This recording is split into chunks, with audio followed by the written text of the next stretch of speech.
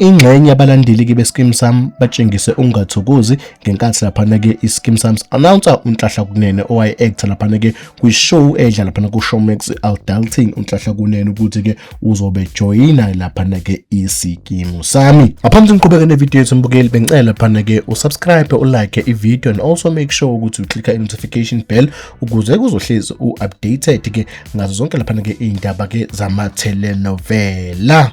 Njengoba sengishilo-ke mbukeli ukuthi laphana-ke ingxenye yabalandeli-ke beSkeem Saam batshengise ukungathokozi-ke ngesinqumo esithathwe iSkeem Saam after-ke iSkeem Saam is-announce kuma-official pages abo ukuthi-ke uNhlanhla Kunene uzobe join laphana-ke iSkeem Saam ngomhlaka Msombuluko ngo-20 April-ke and-ke i-character yakhe laphana-ke uNhlanhla Kunene is going to be bringing a mix of power and laphana-ke mixed noma ngithi mystery in the show. Abanye-ke babalandeli-ke bavezile ukuthi uZalo-ke is a Zulu speaking drama and no other tribe, so why is it hard to keep this one Sepedi speaking drama, not to sound tribalism, but there's something not making sense. Well, uyabona ukuthi abanye abayekho happy ngalezi nqumo ezithatheke uZalo-ke ukuthi why bethathe laphana-ke uNhlanhla Kunene-ke ezwe kwi-show ekhule ibukwa-ke abantu-ke abakhuluma-ke iSepedi kakhulu. Njengoba ubona uma ubuka kuZalo-ke ama-character amaningi adlala lapha noma alingisa lapha kuZalo-ke ama-character-ke akhuluma isiZulu-ke, kanti why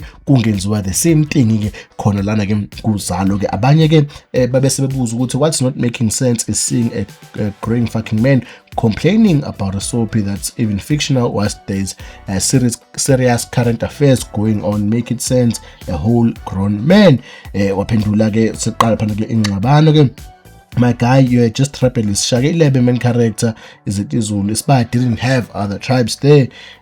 Yabo so kuyavezwa abantu beza ama reference ukuthi maningi noma ziningi inhlelo-ke ezike zadlala-ke khona la mabona kude we lapha ke abantu bebedlala noma character lawo akusibo abantu ekumele ngabe bayadlala ama role for extent njenge uShaka Ilembe. uShaka Ilembe is just a multilingual person, naye kuyavela ukuthi akusiyeke lapha ke umZulu, but ke yeah man,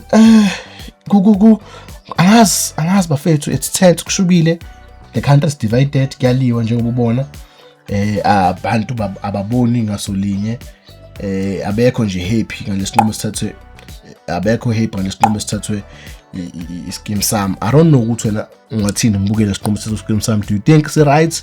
Is it good? Because it's all about numbers. If inumber ke zehlile zingenzi sense, then they have to make sure ukuthi they bring people who are going to help increase the numbers of the show. So yambukela ngicela ukuyibeka lana ke video yethu, ungakhohlwa ukusubscribe uphinde uclick notification bell ku channel yethu ke C News.